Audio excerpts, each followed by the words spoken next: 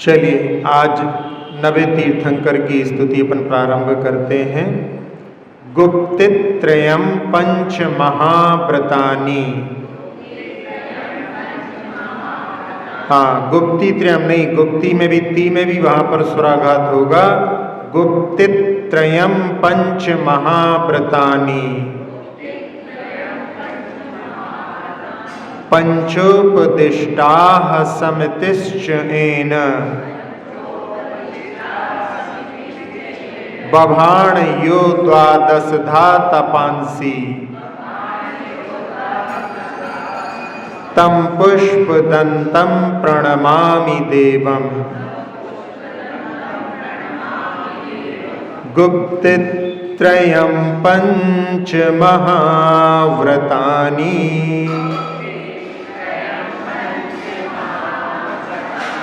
गुप्तित्रयं पंच महाव्रतानि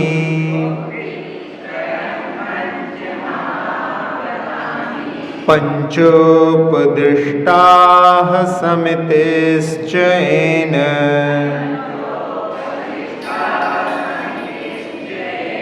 पंचोपदिष्टाः समितिश्चैन बभाण यो द्वादशधा तपांसि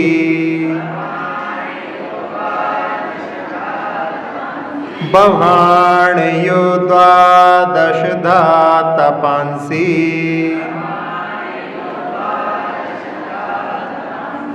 तं पुष्पदन्तं प्रणमामि देवम्। तं पुष्पदन्तं प्रणमामि देवम्। गुप्तित्रयं पंच महाव्रतानि पंचोपदिष्टाः समितिश्चैन बभाण यो द्वादशधा तपांसि तं पुष्पदन्तं प्रणमामि देवम्।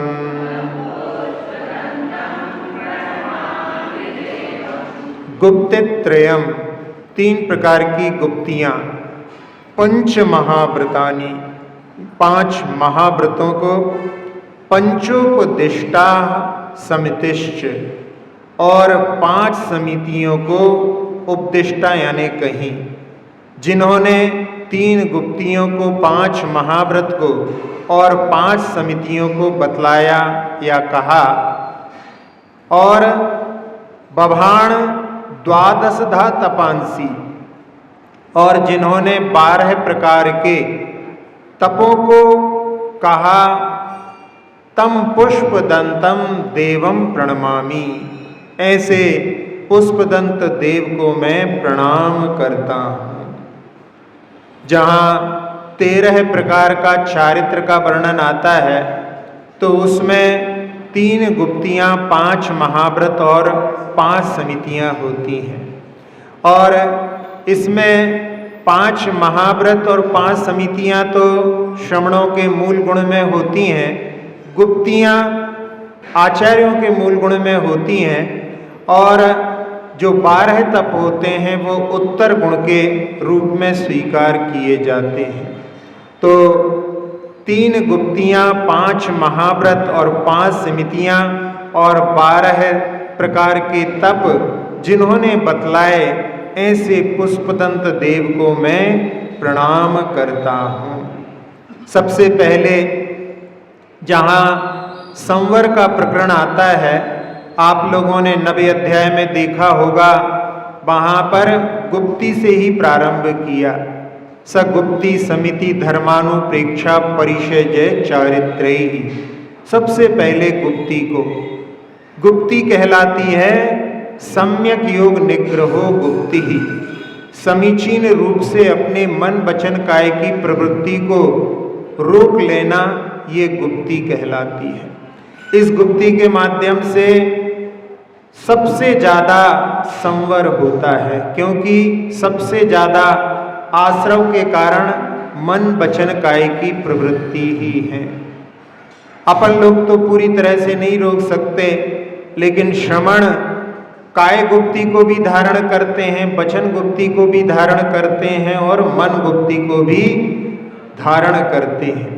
जिसमें मन गुप्ती वचन गुप्ती तो बहुत लंबे समय तक भी धारण की जा सकती है, काय गुप्ती को बहुत लंबे समय तक धारण नहीं किया जा सकता। बाहुबली भगवान 1 वर्ष के लिए बैठ गए, वो उनके लिए संभव था उत्तम संगनन के साथ में, लेकिन जहाँ उत्तम संगनन नहीं है वहाँ पर काय गुप्ती तो नहीं, लेकिन मन गुप्ती वचन गुप्ती रखी जा सकती है। तो उसमें मन की गुप्ती में कि अशुभ का चिंतन नहीं करना, वचन गुप्ती में वैसे तो जहाँ पर अपन अपने मन में भी अपने जो है वचन के कई बार तो लोग अकेले में भी बोलते रहते हैं कि मुझे ऐसा करना है, मुझे वैसा करना है। भले ही वचनों में प्रकट रूप से ना कहें, लेकिन मन में जो है अंतर्जल्प में कि हमको क्या करना है उसका शब्दों के माध्यम से अपन जो है अंदर ही निरूपण करते रहते हैं। तो ऐसे जो है उनका भी अंतर्जल्प को भी रोकना वो तो उत्कृष्ट अवस्था है, लेकिन यथासंभव श्रावक जो है अशुभ से बचने के लिए यदि पुरुषार्थ करता है तो वो भी उसके लिए गुप्ती के अंतर्गत स्वीकार किया जा सकता है। तो ये हो गई गुप्तियाँ 3। इसके बाद में आती हैं 5 समितियाँ। जब गुप्ती में रहने में समर्थ नहीं होते, बाहर प्रवृत्ति करना आवश्यक हो जाता है, तब उस समय में कहते हैं कि प्रवृत्ति करो लेकिन सावधानी पूर्वक करो। हर प्रवृत्ति सावधानी पूर्वक हो, वही समिति का नाम है। जहाँ अपन देखें कि दिन भर में अपन क्या करते हैं, बोलना होता है, खाना पीना होता है, चलना होता है, रखना उठाना होता है, ग्रहण करना होता है और छोड़ना होता है। बस ये दिन भर में सबके होते हैं। तो उन हर कार्यों में सावधानी पूर्वक यदि अपन करें तो वो जो है समिति संज्ञा को प्राप्त हो जाती है। मुनिराज 5 समितियों का पालन करते हैं। उसमें सबसे पहली समिति है इरिया समिति। 4 हाथ जमीन देख करके चलना, और उसमें भी आलंबन लेकर के, ऐसा नहीं कि फालतू घूम रहे हैं। जहाँ शौच के लिए जाते हैं, दर्शन करने के लिए मंदिर की, जिनालय की, तीर्थ की वंदना करने जाते हैं, आहार के लिए जाते हैं, तो ऐसा कुछ आलंबन लेकर के, और साथ साथ में वहाँ पर आलोक शुद्धि हो, यानी सूर्य के प्रकाश में ही विहार होता है, और उसमें साथ साथ में वहाँ पर उपयोग शुद्धि भी रहती है। उसमें उपयोग में जमीन पर जो है दृष्टि रहे। उस समय में ऐसे बड़े बड़े पाठ ना करें जिसके माध्यम से अपना उपयोग वहाँ पर डाइवर्ट हो जाए, जमीन पर ध्यान ना रहे। तो ये इरिया समिति कहलाती है। जब आचार्य श्री कलकत्ता गए थे, उस समय वहाँ पर कहते हैं कि पहली बार हावड़ा ब्रिज बंद हुआ था, और अगले दिन अखबार में जब वहाँ खबर छपी थी तो उसमें लिखा हुआ था कि एक ऐसा अनोखा जो है साधु योगी इस नगर में आया है कि जिसको तो सबने देखा, लेकिन जिसने किसी को नहीं देखा, क्योंकि उनकी दृष्टि अपने 4 हाथ जमीन को देखकर चलने पर थी। तो कौन उनको देख रहा है, कौन सा नगर है, उससे कोई मतलब नहीं। वहाँ तो उनको अपने 4 हाथ जमीन देख करके जीवों की रक्षा और अपनी रक्षा, इस प्रकार के भाव से जो चलते हैं वो इरिया समिति कहलाती है। फिर इसके बाद में दूसरी समिति होती है भाषा समिति। उसमें हित मित और प्रिय बोलना ये भाषा समिति के अंतर्गत आता है। आचार्य श्री के पास में एक बार देश विदेश की चर्चा चल रही थी, और उसमें आचार्य श्री राष्ट्रीय विषयक बात लेकर के एक पुस्तक के बारे में कि एक पुस्तक है भारत सोने की चिड़िया, और उसके आगे और कुछ भी था। तो कोई व्यक्ति ने सोचा कि हो सकता है आचार्य श्री को आगे का शब्द मालूम ना हो, भूल रहे हो, तो उसने कहा और अंग्रेज लुटेरे।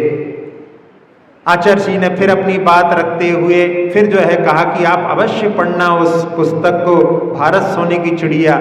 उस व्यक्ति ने फिर से पूरा कर दिया और अंग्रेज लुटेरे। आचार्य जी ने फिर थोड़ी बहुत चर्चा करने के बाद में जब तीसरी बार बोलने लगे तो उसने फिर पूर्ण कर दिया।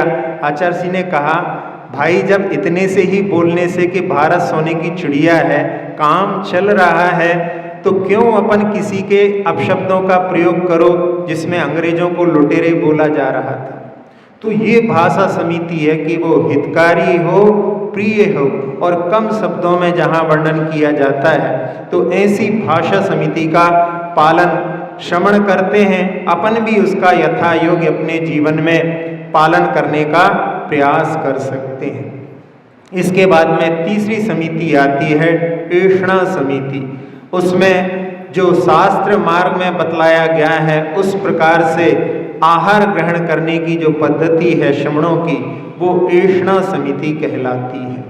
फिर आदान निक्षेपण समिति, जिसमें अपन कोई भी चीज को उठाते हैं, रखते हैं, उसमें उसको देख करके उठाएं, देख करके रखें।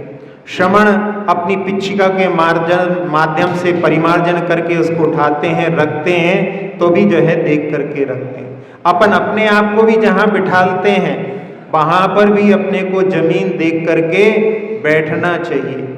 एक बार हम ब्रह्मचारी अवस्था में द्रोण गिर गए थे और वहाँ पर्वत की वंदना करने के बाद में नीचे धर्मशाला में वहाँ से आचार्य भक्ति पर्वत को देखकर करते हैं। एक ऐसा ही जो मंच था उसके ऊपर एक तखत पड़ा हुआ था, सोचा इसके ऊपर बैठ कर के भक्ति करेंगे। ऊपर गए, उसके ऊपर चटाई पड़ी हुई थी और बैठने का मन हुआ, लेकिन मन में कि इस चटाई के नीचे देख तो लें। और जैसे ही चटाई को ऊंचा किया, देखा वहां पर बड़े बड़े लाल चींटों का जाल था, हजारों चींटे उसके नीचे थे। अभी भी वो दृश्य देख करके मन दहल जाता है कि यदि उस दिन उसके ऊपर बैठ जाते, खुले आकाश में वो था, पानी आदि गिरता होगा, उसके नीचे योनि स्थान बने और वहां पर जीवों की उत्पत्ति हो जाती है, सम्मूर्छन जीव। तो जहां भी अपन कोई चीज को रखते हैं और उठाते हैं, उसको देख करके रखें, उठें और अपने आप को स्वयं भी, ये आदान निक्षेपण समिति कहलाती है। इसके बाद में विसर्ग या प्रतिष्ठापन समिति।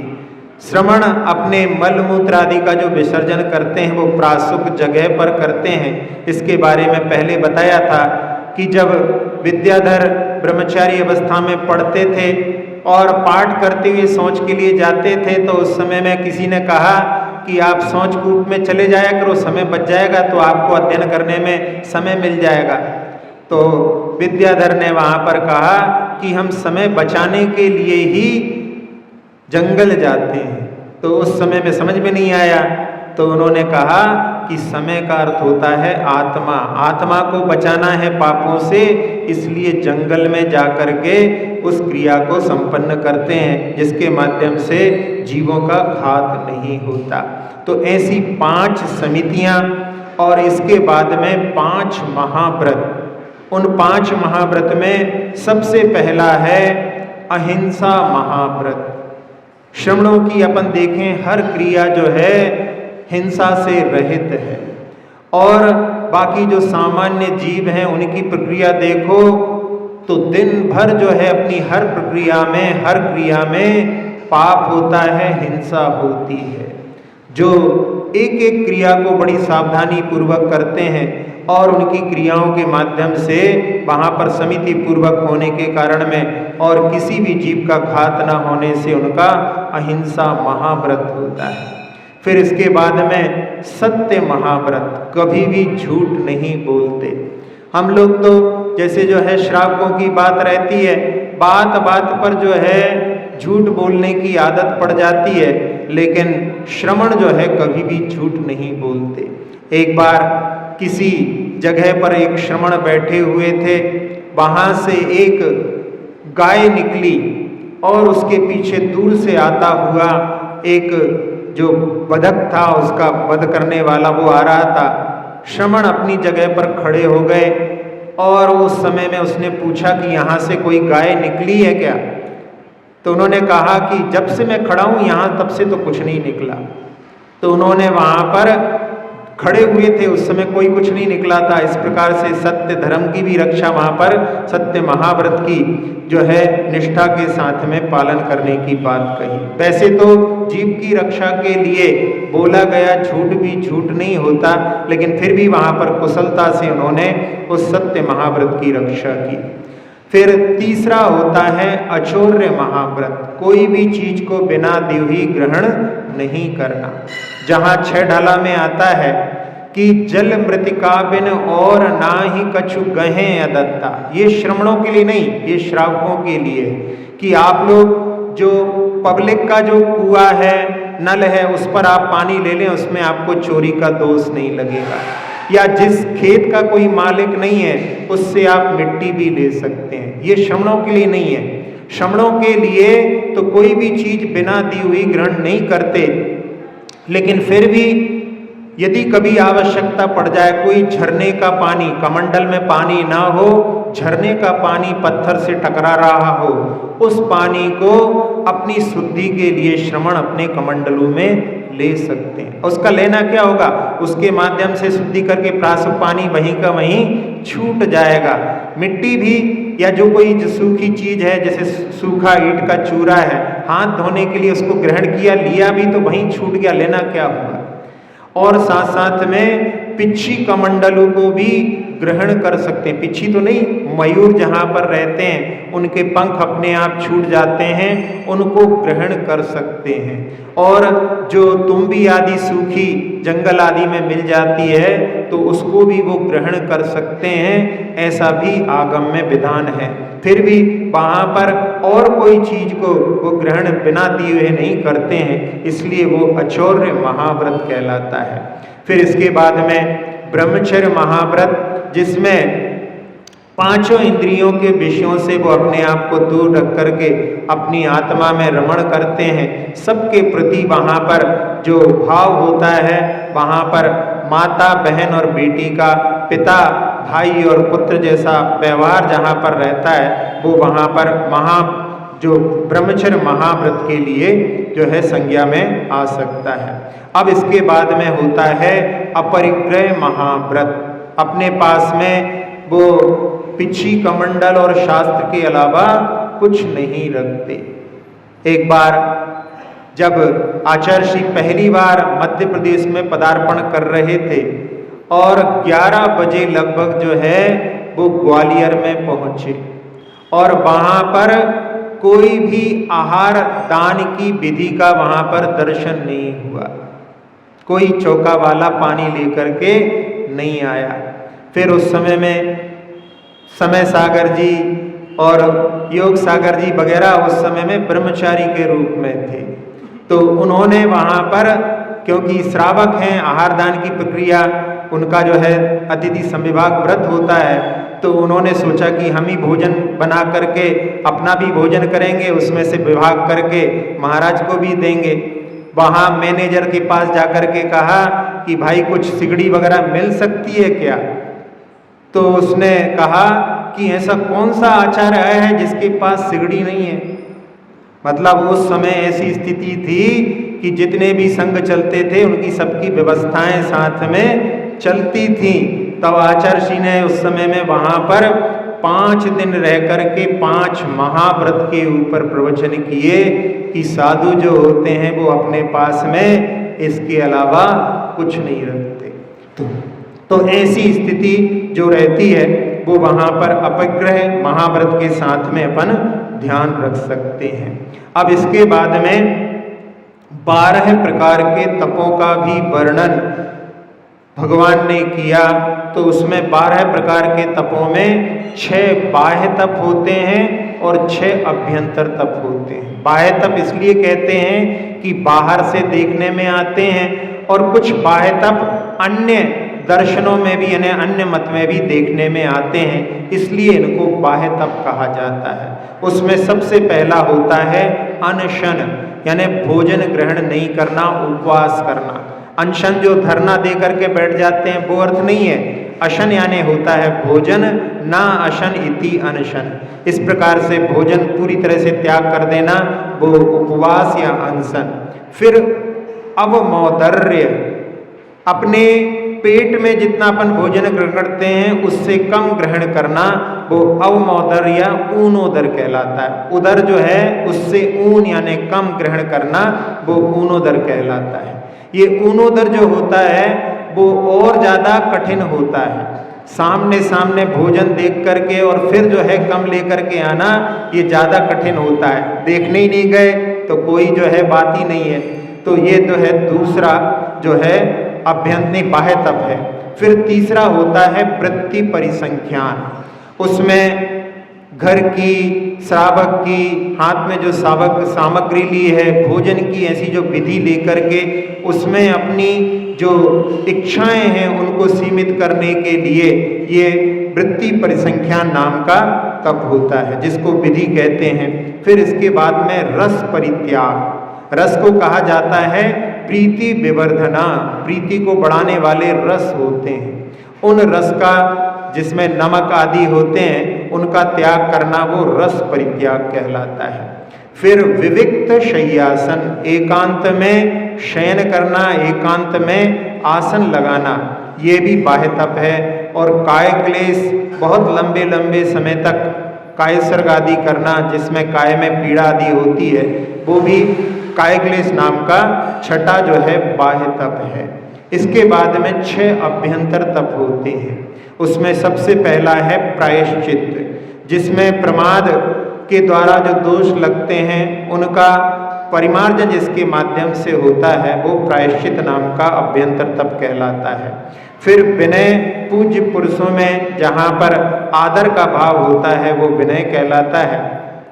वैयावृत्ति यानी सेवा करना, सेवा वहाँ पर जो मुनि की वैयावृत्ति करते हैं तो वहाँ पर वो बिना द्रव्य के भी कर सकते हैं, और श्रावक जब सेवा करते हैं तो उस समय में बाह्य द्रव्यों का भी उपयोग कर सकते हैं। एक कविता हमने पहले सुनी थी संग में कि वहाँ की शरीर है एक गाड़ी जो शाम तक थक करके हो जाती है आड़ी। फिर आते हैं कुछ श्रावक, कुछ खिलाड़ी, कुछ अनाड़ी, कुछ ठीक ठाक कर जाते हैं और कुछ ठोक ठाक कर जाते हैं। तो ऐसी जो है वैयावृत्ति होती है, ये भी अभ्यंतर तप के अंतर्गत लिया जाता है। फिर इसके बाद में स्वाध्याय। स्वाध्याय मूल गुणों में नहीं है, ये उत्तर गुणों में। तो उसमें स्वाध्याय में ज्ञान की भावना से आलस का त्याग करना स्वाध्याय होता है। फिर व्युत्सर्ग, इसमें कायल सर्ग आदि करना, ये जो है अभ्यंतर तप में है। और सबसे आखिरी तप है ध्यान, जिसके माध्यम से मुक्ति मिलती है। तो ऐसा भगवान ने जो उपदेश दिया है उसमें 3 प्रकार की गुप्तियाँ, 5 प्रकार के महाव्रत और 5 समितियाँ, ये 13 प्रकार का चारित्र और 12 प्रकार के तपों को भगवान ने बतलाया। इसमें बाह्य तप जो होते हैं वो अभ्यंतर तप की वृद्धि करने वाले होते हैं। इसलिए समंतभद्र स्वामी ने कुंथुनाथ भगवान की स्तुति में लिखा है कि बाह्य तप जो होते हैं वो परम दुष्चर्म है ना, उनका मुश्किल है करना, लेकिन वो अभ्यंतर तप की वृद्धि करने वाले होते हैं। अभ्यंतर तप की वृद्धि होती है उसके आखिरी में ध्यान, जिससे मुक्ति मिलती है। इसलिए बाह्य तप भी सार्थक होते हैं, कार्यकारी होते हैं। आप लोगों ने एक जो है उदाहरण आगम का सुना होगा गुप्तियों के बारे में कि चेलना रानी जब पड़गहन करने के लिए खड़ी हुई तो उन्होंने जो आहार करने आए थे उन महाराज के लिए 3 उंगलियां दिखा करके कि यदि आप 3 गुप्तियों के धारी हो तो आहार करने आओ। तो वो 3 गुप्तियों के धारी नहीं थे, क्योंकि जो 3 गुप्तियों के धारी होते हैं वो दिव्य ज्ञान के भी धारी होते हैं। तो वहाँ पर वो नहीं आए। तो उसमें एक महाराज को काय गुप्ती का पालन नहीं हो पाया। एक बार वो शमशान में योग कर रहे थे और उस समय एक कोई तांत्रिक वहाँ पर दो और जो हैं मस्तिष्क जो पड़े रहते हैं उनको लेकर के और इनके मस्तिष्क के साथ में वहाँ पर उसने आग जला करके उसके ऊपर हंडी में कुछ जो है वो गर्म कर रहा था। उस समय में मुनिराज उस अग्नि को सहन नहीं कर पाए और थोड़ा सा उनका कंपन हुआ, तो उस समय में उनकी यानी काय गुप्ती का पालन नहीं हुआ। मन गुप्ती के बारे में बताया कि आहार देते समय एक सामने जो महिला थी उसके पैर के अंगूठे को देख करके उनको अपनी पत्नी के पैर का जो है स्मरण आ गया, तो उससे उनकी मन गुप्ती का पालन नहीं हुआ था। और तीसरा बताया वचन गुप्ती के लिए कि कुछ बच्चे खेल रहे थे और उसमें वो हार गए, तो उस समय में महाराज जी ने उनसे कह दिया घबराओ नहीं, पुनः प्रयास करो, सफलता मिलेगी। और उसी समय में एक कोई वहाँ से राजा जो कि हार गया था वो वहाँ से निकला और उसने सुना कि महाराज जी कह रहे हैं पुनः प्रयास करो, सफलता मिलेगी। अब यहाँ पर ये जो बाकी बच्चों के लिए खेलने के लिए गए थे और वो जो है राजा ने वहाँ पर संगठन करके युद्ध करके विजय प्राप्त की। तो उन शब्दों के माध्यम से न शब्दों के माध्यम से भी कितना अनर्थ हो सकता है, उस दृष्टि से उनकी वचन गुप्ती का पालन नहीं हुआ। तो ऐसे यानी 3 गुप्तियों से, 5 महाव्रतों से और 5 समिति से जो युक्त 13 प्रकार का चारित्र पालन करने वाले होते हैं, ऐसा उपदेश भगवान ने दिया।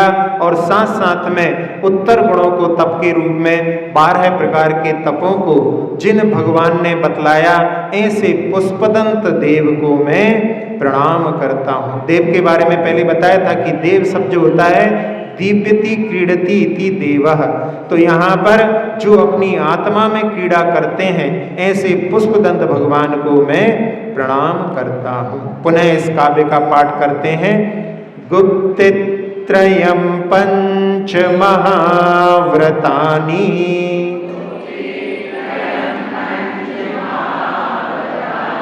थोड़ी देर में ही भूल जाते हो आप लोग। हम जो है गुप्तित बोल रहे हैं, इसमें गुप्ती त्रयम बोलोगे तो वो ती जो है आपकी गुप्ती में बड़ी हो जाएगी। अपने को छोटा बोलना है तो स्वराघात करना है, इसलिए गुप्तित त्रयम पंच महाव्रतानि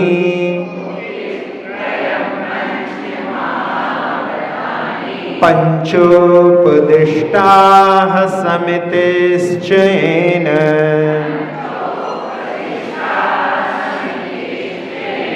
बभाण युगादशधा तपांसि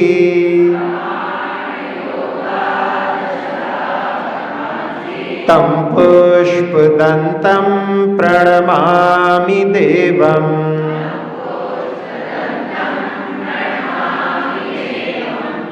स्तोत्र ये निराला सब दुख को हरने वाला,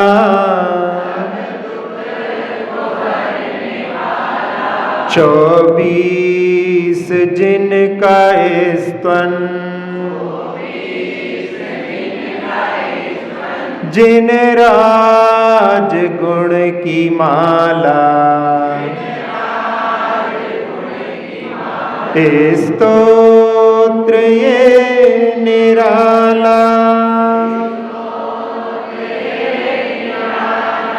त्रैगुप्ति ढाल जैसी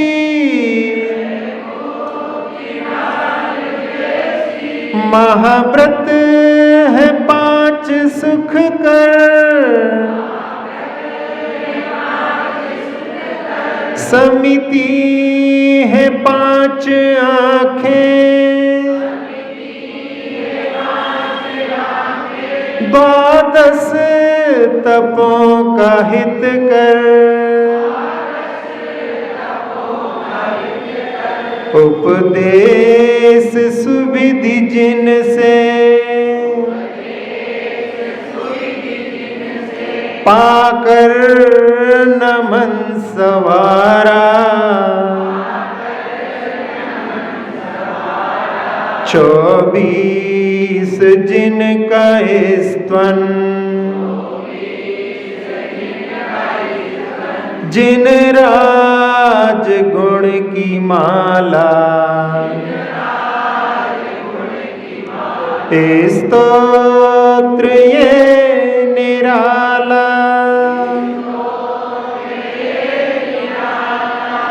अब चलिए 13 प्रश्नों की प्रश्नावली। नाम पूर्व भव स्वर्ग कौन सा, क्या है मात पिता का नाम, नगर चिन्ह और नाम तीर्थंकर, क्यों थामी वैराग्य लगा, कौन है दाता प्रथम पारणा, कितना है छदमस्त का काल, मुख्य गणियुत कितने गणधर, कहाँ मिली निर्वाण की माल। हाँ बताइए, 9 तीर्थंकर कौन से स्वर्ग से आए थे? प्राणत स्वर्ग से। और पूर्व में जब उन्होंने तीर्थंकर प्रकृति का बंध किया था, उनका क्या नाम था?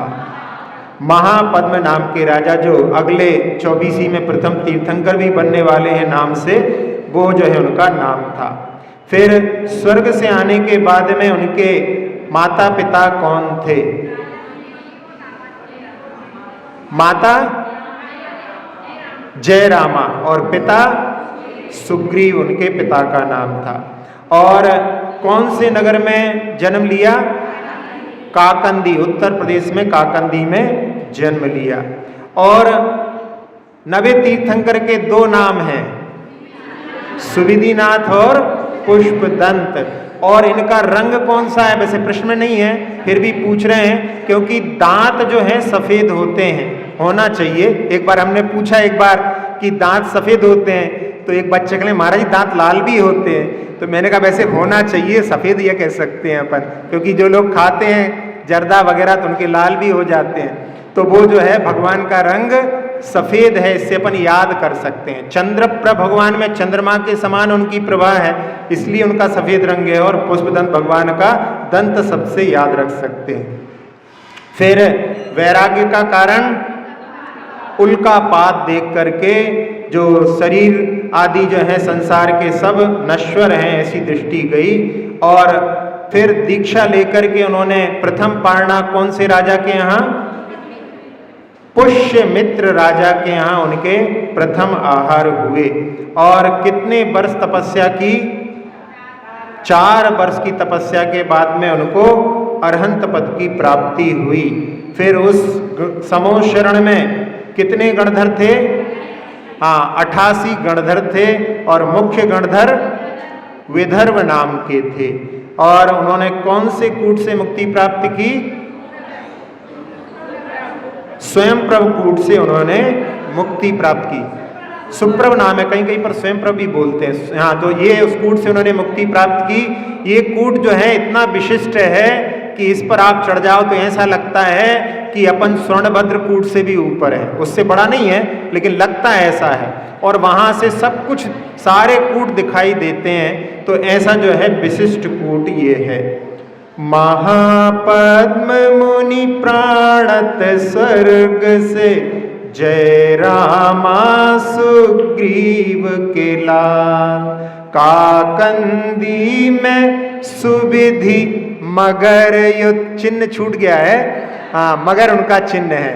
काकंदी में सुविधि मगर युत, उल्कापात से मुनि पदमाल, नवदा भक्ति पुष्यमित्र को, पद अरहंत वर्ष गए 4, विदर्भ आदि गणी 88, कूट स्वयं प्रभ मुक्ति प्रभात।